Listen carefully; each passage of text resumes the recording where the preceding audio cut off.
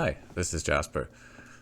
I'm going to give you a quick overview of my digital media project, Ghosts Among Us. Ghosts Among Us is a non-linear interactive scary story, created with Twine, which has the reader assume the role of Celia, a famous ghost hunter recording an episode of her TV show with her partner, James. The show is called Ghosts Among Us, and it explores various locations purported to be haunted. The story has many branching paths which can be explored in any order.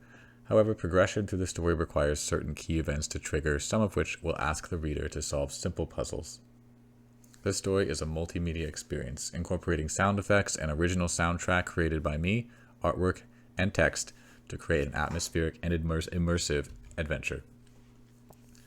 Before reading, please note the content warnings in this story include ghosts, demons, demonic possession, fear, dead people and death, and some sudden sound effects.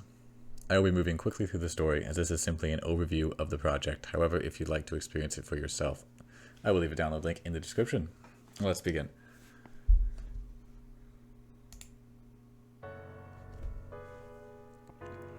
On each page, we will see bold text in a different shade of blue. This indicates that the text is clickable and will advance the story in some way. Let's click on Horrors Await. And then let's move to the living room. We are now exploring a house that is supposedly haunted, with Celia and James, and they are recording an episode of their television show, Ghosts Among Us. Once we are in the living room, we are prompted to make our first decision. Which room will be explored first? There's no wrong answer here, so let's begin with the kitchen. And let's check out the knife on the table.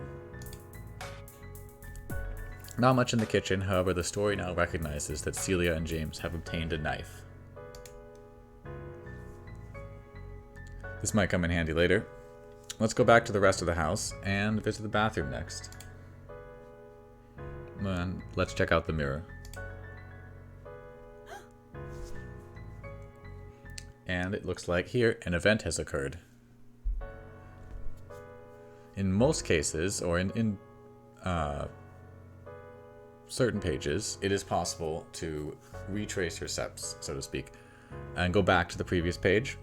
However, this is not always the case, and certain decisions made by the reader are not reversible, forcing you to think about your actions. You'll notice that on this page here, as we have walked into an event, we cannot backtrack. Once we leave here, we can go back to the living room.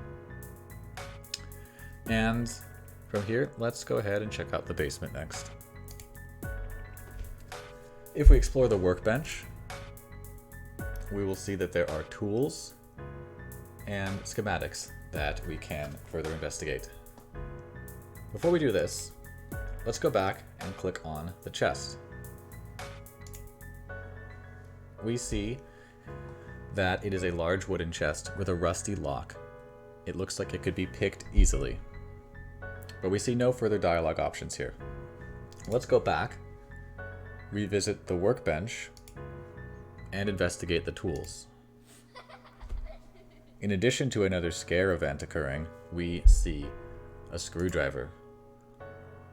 We pick up the screwdriver, which is now in our inventory, and if we return to the chest, we see the option to use the screwdriver to open the chest.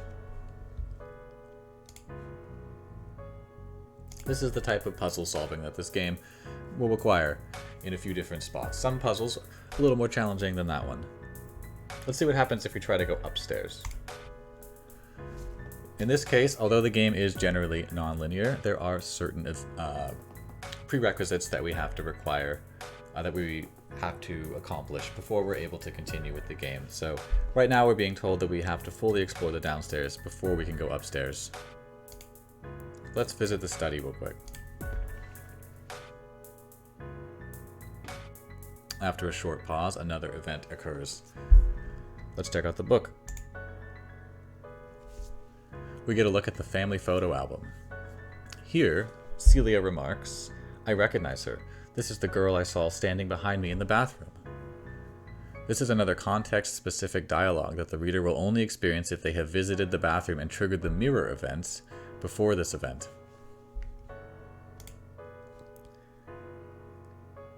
I'll go ahead and stop here, just so that I don't spoil too much in case you want to play through this yourself.